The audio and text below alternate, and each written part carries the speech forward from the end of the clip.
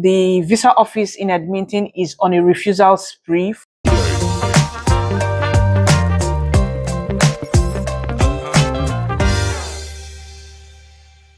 Hello, beautiful people.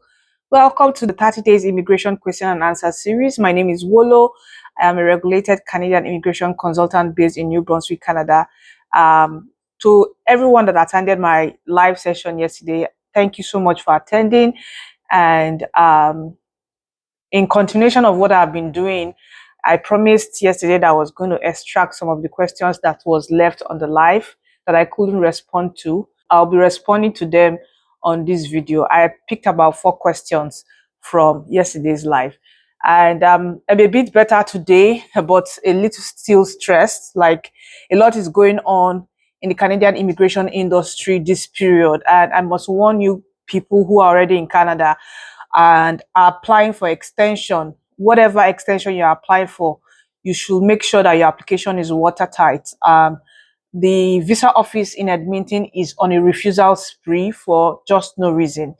Over this weekend, a lot of people's applications have been getting refusals back to back, even when there are no errors. So if you are in Canada and you're applying for any form of extension, please make sure that you're putting in the right document, you're putting in the correct information so that you don't get a refusal. And if you need professional help, please reach out to any immigration consultant to help. You can also contact me. It's just that this period I'm very stressed. But I mean, reach out to a professional or ask people who are really competent in this area to go through your applications before you submit it. The whole idea is they're trying to frustrate people because, for instance, if you apply for a work permit extension or a study permit extension and they refuse it, it means they are giving you 90 days to restore your status. Within that 90 days, you cannot work, you cannot school, you cannot do anything. And by the time you submit it again, if you don't get any decision within the time frame, it means that you've lost out a lot and you're spending money on rent, you're spending money on feeding yourself, you're spending money on doing all sorts. So it's like they're trying to frustrate people to just, use their own discretion to leave. So I'm just giving you this update because this is something that's actually going on that we are seeing that is increasing at an astronomical level right now in Canada, especially to those who are already in Canada. Okay, so that's by the way. I will start with answering the first question. Hello, Wolo. How are things? Thanks for what you do. Can one go into the pool when you have 11 score in CELPIP and a West of a master's comparison with a Canada MBA? Is one qualified to enter the express entry? The answer is yes. As long as you have a CELPIP score of 11, it's high enough for you to create an express entry profile. But the challenge might be your age. I don't know what your age is. I don't know what your occupation is. If I have those details, I can say yes. Because you might have a very high score and then your age might be a factor, So, but on a general level, if you're below 30, let's say you're 30 or 31, yes, you should be able to create an express entry profile. Then the next question is, a friend submitted a work permit extension application during the 90 days restoration and sadly was refused. He's about leaving Canada, but can this be an issue in the future application for him? I just mentioned it some minutes ago that the case processing center in Edmonton are on a refusal spree. Most cases, they are not even checking the details of the application. They just want to destabilize a lot of people who are trying to get their extension, so that by the time you are destabilized and frustrated, you will just leave on your own.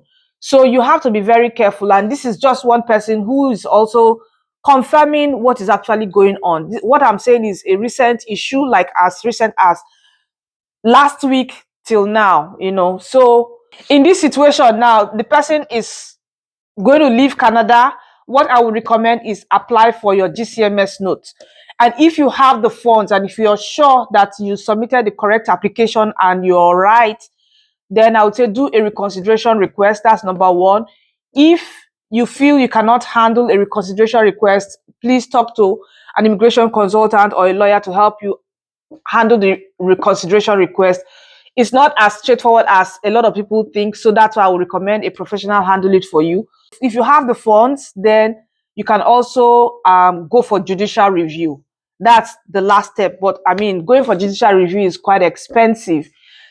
In this case, if the person wants to leave and then apply from outside Canada, then the person can leave Canada and apply from outside Canada. But when they are going to approve it, it is subjective. So that's the answer I can give in this situation. The third question is, I am a community health practitioner in my country, Nigeria. Please, which pathway am I qualified for? I have 10 years of experience in that field. What is your advice?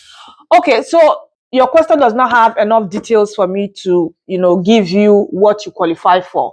If I can get enough details, please, subsequently, if you're sending emails or putting a comment in the comment section on any of the YouTube videos, please provide more details so that I can give you a concrete answer. Without details, I will not be able to give a concrete answer. In this case, she's just telling me what her occupation is. She's not telling me her age.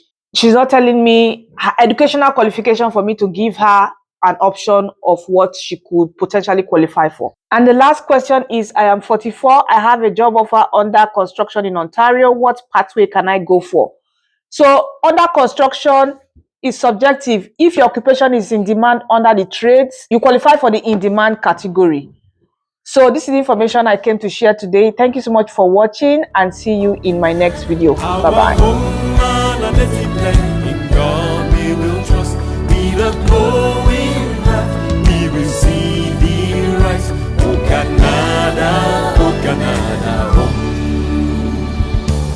Canada, oh Canada, oh Canada, come together. Oh Canada, oh Canada, oh Canada, celebrate now. Oh Canada, oh Canada.